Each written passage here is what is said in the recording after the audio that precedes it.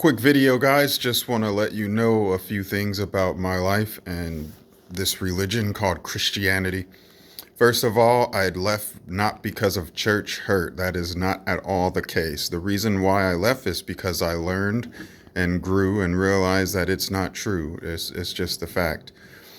But yeah, I was a Jehovah's Witness for 7 years, and I was Pentecostal for 3 to 4, maybe more. I can't remember. I just know from I grew up in the church, and around 16, 17, I got real serious about it.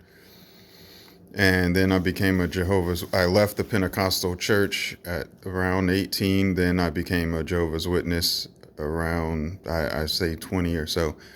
Anyways, it's funny because only one person in my life is an atheist at the time anyways. And that was my dad. And one of the things that he said is he thought about a baby burning up in a fire, a little infant, because this happens a lot. Why would a God do that or allow that? And that hit me hard. I never not thought about it.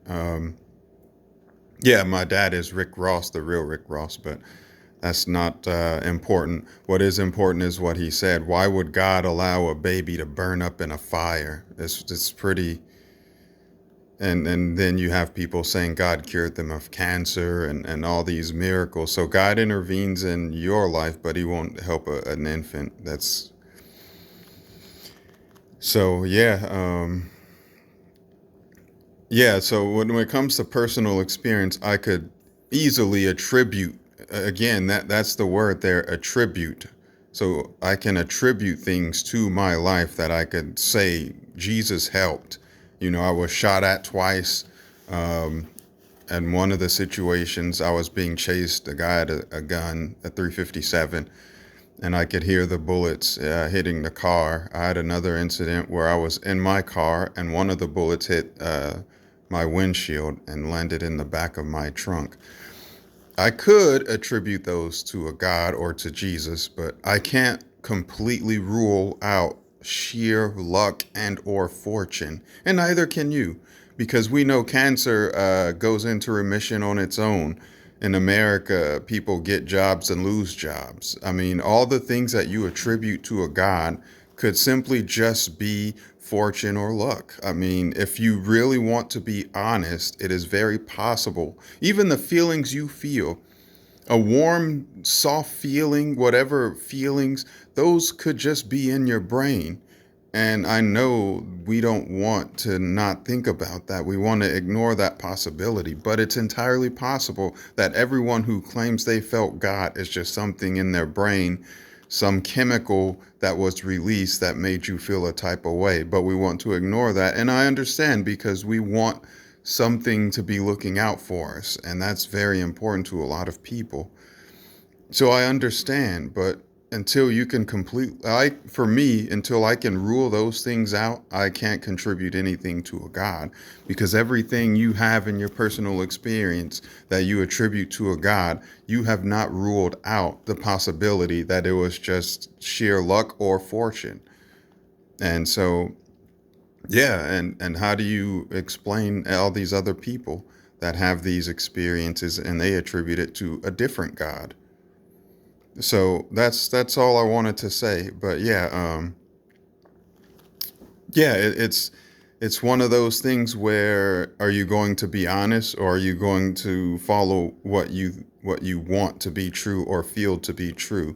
Also, belief is not a choice. You cannot choose to believe anything, because if it was, and because a lot of people want to say, well, that's your choice to be Christian or not. Well, I want you to choose to be Hindu. Can you choose to believe Lord Krishna and Lord Shiva? Can you really choose that? Because the way I see belief is about what evidence you're given. Depending on the evidence, you won't have a choice. But yeah, that's all for today. I don't think people think about that. Like when they say God's presence was there, but they'll ignore a Mormon. And yes, if you go look through YouTube, you'll see Mormon stories where they say God spoke to them while reading the Book of Mormon.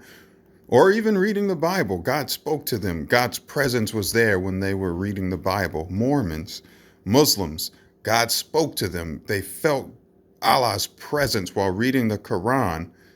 And of course, you're going to say, well, that was Satan. Well, how do you know? How do you know that was Satan? A Hindu will tell you they literally saw Lord Krishna. How do you know they're wrong? Or is it just something that goes against what you already believe? And then an atheist will say there's nothing supernatural. Well, how do you know the atheist is wrong? Yeah, I think about that and like, how do you know they're wrong? Like when it comes to evidence, I think the best evidence for anything is something that is repeatable and testable. Like when it comes to the sun is so obvious you can see it. And then people say they compare God to oxygen and gravity and but those things can be measured in some way. Gravity can be measured. Oxygen can be measured. We can measure that with science. We can't measure any gods. I mean, yeah, we can't. So what is it? You know, what is it? What what can we do with God? You know? I'm just I want you to not be biased. And that's all I'm trying to get to you is that don't jump to conclusions because and I understand, you know, most of my family is still Christian and they may view me different. I don't know, but I'm in the minority, but I'm still going to be where I'm still going to be. I can't just choose to believe Jesus Christ is still alive floating around somewhere. I can't choose to believe that. Whether you believe it or not, I can't choose to believe that Jesus is somewhere floating, somewhere bippity boppity boop. You know, I can't choose to believe that. And they say Jesus is not a genie, he's just granting wishes, but then you'll hear them talk about him like he's just out granting wishes. It doesn't make sense to me. I mean, it doesn't make sense. You know, I've lost two brothers already. One died at 17, I'm sorry, 19, and the other one died at 36. Like, why would God put that on my mother? I mean, I can go on and on about the negative things, but y'all just want to focus on the positive things. You know, oh, God cured me of cancer, but children starve every day. You know, it's I, you've got to weigh things out. You know, and then they say, order can't come from chaos, but you don't study science, and that's why you're saying that. Order can indeed come from chaos, and that's why we exist, because order came from chaos. But yeah, y'all, I mean, at the end of the day, once I studied science, I couldn't deny it. And again, this is why belief is not a choice, because once you study the science without bias, you don't have a choice but to accept what it's saying. For the most part, you know, some people will look at it and they won't be able to agree to it or believe in it. But once you study it, like for example, the age of the earth or vaccines or phones, I mean, the scientific method has given us most of what we know that is good for us. But I'm gonna end it on that.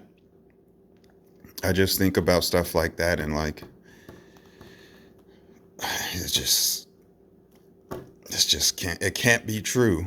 And if it is true, Jesus needs to manifest. You know, I don't want Jesus. I don't want a feeling and then attribute a good feeling to God. I want to see and have a conversation. Like let God sit in a chair and let's talk. You know, if God can't sit in a chair and let's talk 5 to 10 minutes, then I have no reason to think he's actually real. Anyways, peace.